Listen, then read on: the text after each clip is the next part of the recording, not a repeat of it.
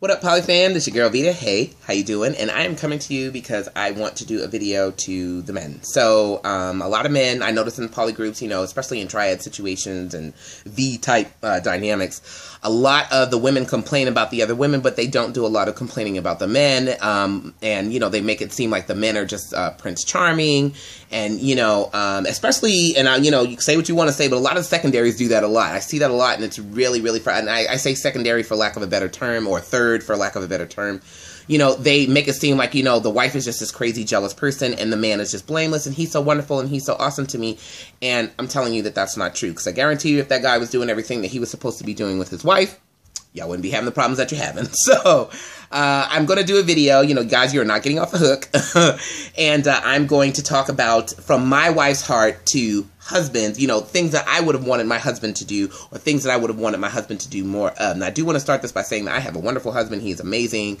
We've been together for almost 12 years, and he is just, I am so blessed in my choice of a life partner with my husband. And so I'm not complaining about him at all, because he's a really great guy, but he's not perfect. And there are a lot of things that I wish he would have done better. I wish he would have done more of in our triad. Had he had done more of those things, things might not have been as tumultuous. So I'm going to talk about those things and try to keep these as short as possible. So number one, polyreality. If you're a man and you think, oh yeah, I got these two women and it's going to be, this big threesome fest and it's going to be candies and rainbows, I'm about to bust your bubble right now.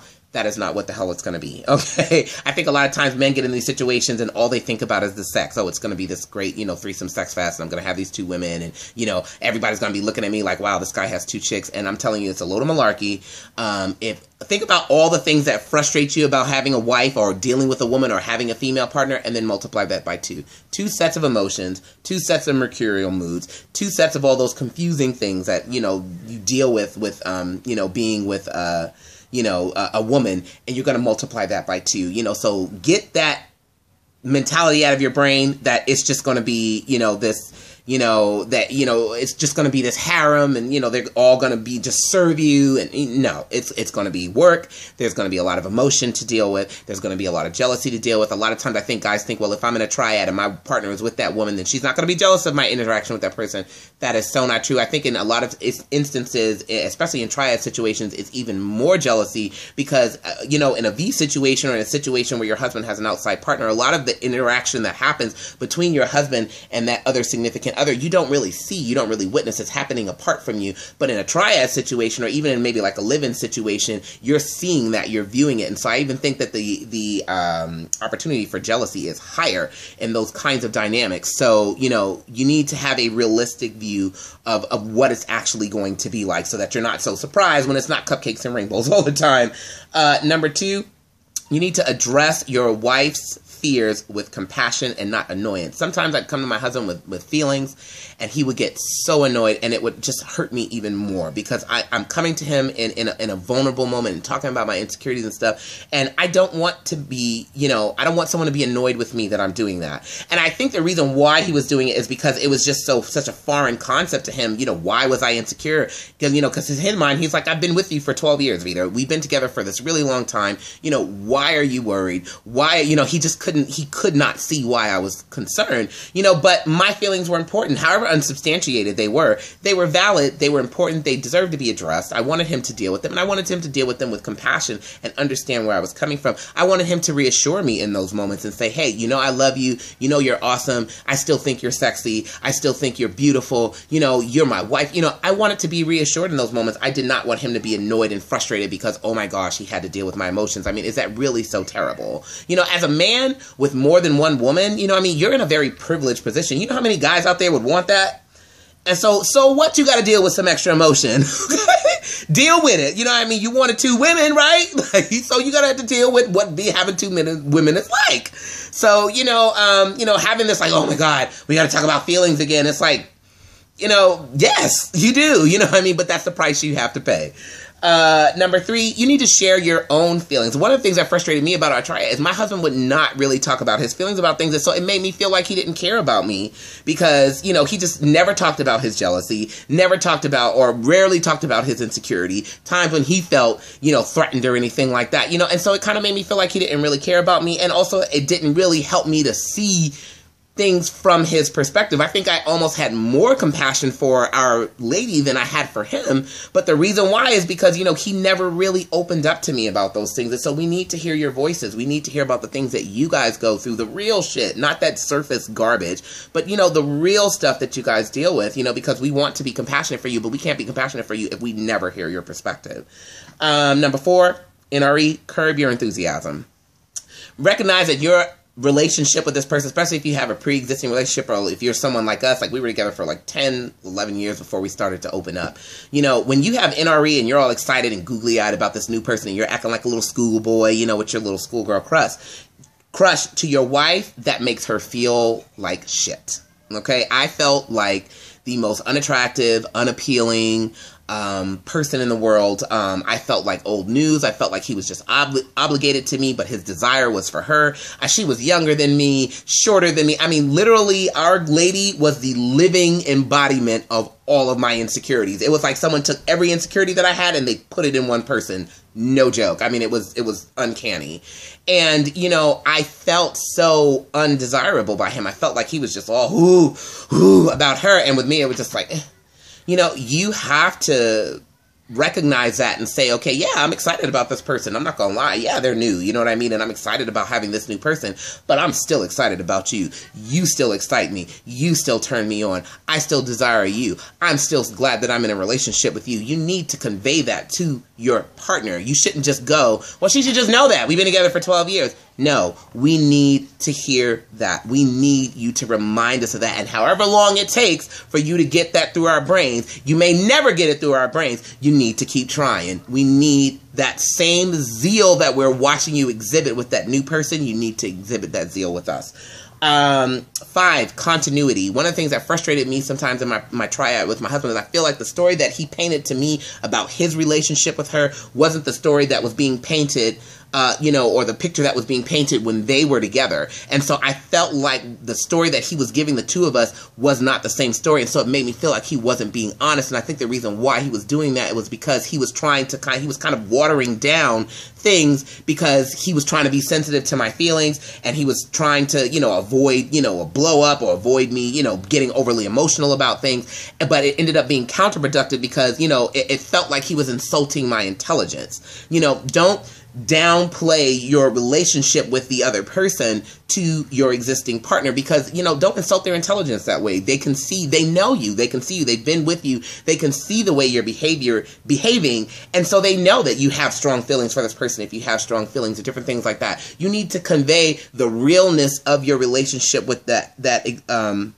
other significant other to your pre-existing partner. You know, don't be like, oh my God, she's the most wonderful person in the world. I love her so much. I've never met a woman like that. You know, that's just stupid. You know, but, you know, hey, I do love her. I do want to be with her. I enjoy her company. She's, you know, she means a lot to me. She's important to me.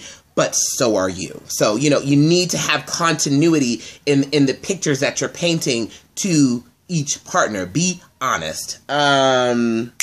Own your shit and your decisions, okay? If you mess up, own it. Don't make it about your ladies just being nuts, okay? If you make a mistake or you did something stupid, you need to own that. And you also need to own your decisions. If you cancel plans with your other significant other, you know, because your wife was tripping, don't make it about your wife and say, well, you know, I really wanted to go, but, you know, she was tripping, so I stayed home. You know, I had to cancel on you. You canceled because you wanted to cancel. Okay? No, you didn't, you know, you didn't stand up for your other significant other. Own that mess. Don't blame it on your wife, okay? It's not her fault. It's yours. You didn't stand up for your partner. You know, you didn't, you know, own your wants, own your feelings, own your desires, own your stuff, okay? So stop making it about the other chick, okay? Because that ain't cool.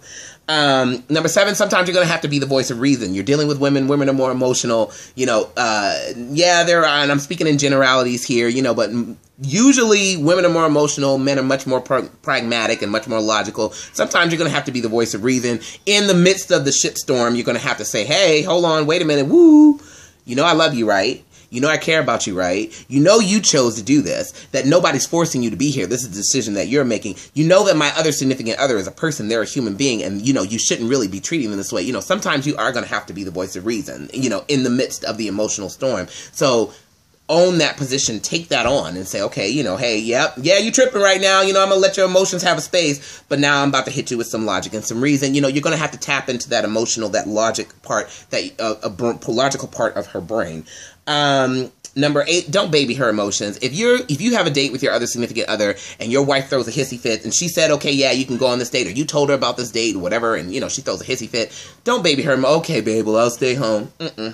Nope, you need to be like, honey, I know you're upset. I know you're frustrated. When I come back, we can talk about your feelings and your emotions, but you agreed to do this, and so I am going to honor my commitment to my other significant other. If you're out on a date and she's blowing your phone up, honey, I am on a date. Show me some respect. Don't message me. I will not be responding. I will talk to you. Get home. I love you. You're beautiful. Mwah. I gotta go. Okay? You know, don't baby her lower emotions. You know, don't feed into the hissy fits just because you just... I don't want any emotions, so yeah, I'm just gonna baby, you know, and give into it. Don't give into it. That's never a good idea. Number 9, recognize that your other significant other that relationship may feel lighter and more pleasurable to you, not because it is lighter and more well, it is, but you know, your partner who lives with you, your long-standing pre-existing partner, they deal with you on a daily basis. So they deal with the reality of you. They pick up your dirty drawers from off the floor. They deal with you leaving dishes in the sink. They deal with your male stupidity and sometimes your male wooden-headedness on a daily basis. Whereas this other partner may only see you a few times a week or a few times a month. Yeah, a relationship is going to look great if I'm only seeing you 2 times a month. I'm not really dealing with you on a daily basis. You need to have some respect for that person that's putting up with your mess every single solitary day, and not be like, well, you know, in my outside relationship, we don't go through this. Of course you don't go through this. You don't live with her. You don't, you don't deal with, you know, some of the things that your longer standing partners deal with. You need to have some respect for that. And you need to validate that, because that's really is true. You know, it's not that the relationship is lighter. If you moved in with that person, you know, if you don't live with the person, because sometimes in some relationships you do, but you know, if you moved in with that person or whatever, you'd start having some of those same issues, you know, so, you know, own that. Number 10, don't be lazy about your poly. Seriously, like, you know, learn. There's something about guys, you know how they say, you know, guys don't want to read the instructions, they don't want to ask for directions. That is so true, but in poly, you can't do that. You need to learn how to effectively navigate having more than one female partner. Join a forum, get a poly mentor, read some books, go to a workshop or something like that. Show your partners that you are actively working on changing your mindset, because, you know, just like we as women have grown up in a monogamous, you know, culture, so have you, and that those things are deeply ingrained in your brain, and you're going to have to work to try to figure out how to shift that, and you need to show your partners that you're doing the work to do that. That was one of the things that was super frustrating to me in my triad. I felt like I was the only one really trying to do that work, and it was really, really, really, really hard for me, because no one person can do that. 11, don't duck and run. When things start getting emotional and crazy, don't do that head in the sand, oh, I'm going to go somewhere. No, you need to stay right in the middle of it, and you need to be an agent of helping a resolution happen. Don't just say, well, you know, I'm just going to back off and leave that to the women folk, you know, to figure out. No, you have a role to play. You know, if your wife is tripping about something, it's because she needs to be reassured, and so you need to do that. And don't leave it to that other partner to do your work for you to help your wife feel better. You know, you need to do that also. You know, you both need to be working together to help her feel better. You know, you both should be actively, you know, trying to help her feel more reassured. I'm not saying, you know, completely abdicate her of any personal responsibility, because yes, as a wife, yeah, you need to work on your crap. You need to, you know, get yourself to a place to where you're being more secure, and you're more secure in your relationship, and you're more secure in yourself. But, you know, as a husband, you know, you should also be doing that work with her, you know, and not just going, oh, she's going crazy, you know, I'm gonna go to the gym or whatever. You know, you need to stay put, and you need to be a part of the resolution. Number 12, you may say, okay, well, we have history, we have this shared history, you know, and that's a good thing, but sometimes it's a bad thing too, because history played a huge role in a lot of the issues that we had in our relationship, specifically because I spent a long time, you know, even before Bree showed up, feeling like my husband did not desire me. We had a lot of issues with that, and him feeling like he didn't want me and he didn't desire me, and so it was, oh my God, so hard to see him desire somebody else. I mean, it crushed me to see him desire someone else, because, I mean, it took years. I mean, we went through years of me just feeling like he didn't desire me. And it was so hard for me to see him give someone something so freely that I wanted for him for such a long time. It was so hard to see that. And, you know, and he didn't really appreciate that and understand that. And it caused a lot of problems. So, you know, sometimes history is not always a good thing. History is a good thing, but sometimes it's a bad thing too, and it can play on into things. Oh, and then another thing I wanted to do too is that you have to, one thing, and this may seem kind of silly, but this happened in my relationship. I wanted my husband to wear a Halloween costume for years, okay? Years I've been asking him, let's wear Halloween costumes, and he kept telling me, no, I don't do that, that's stupid, whatever. We got with Bree, couple months, he was like, yeah, I'll wear a Halloween costume, because she asked him to wear a Halloween costume, and it broke my heart.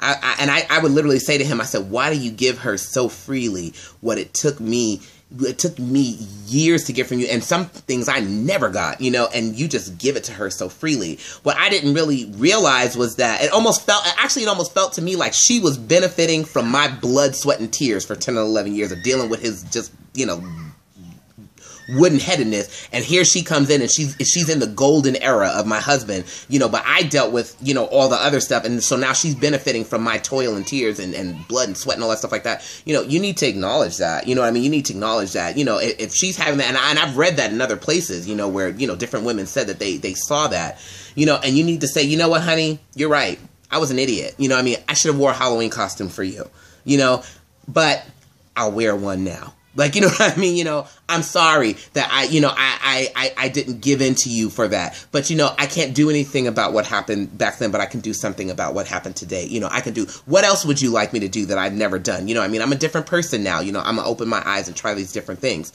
You know, own that, you know, back in the past, you weren't always, you know, the man that you should have been to her. But, you know, today is a new day, and you guys can go on and enter into a new era in your relationship, you know.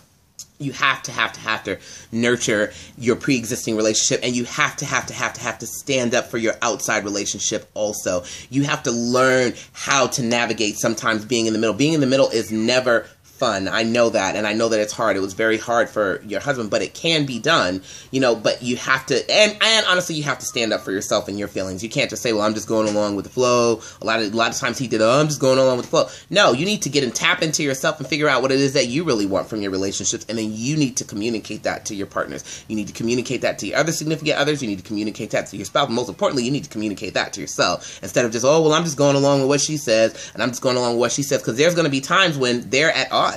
And what one person doesn't want what the other person want, and then that's when you have to tap into yourself and say, well, what do I want? You know, and then you need to stand up for that. So yeah, 17 minutes. This is the longest one that I've done, but I will talk to you guys later. I hope you enjoyed, and like I said, if you stick through this, you fucking rock, okay? Talk to you later. Love you. Bye.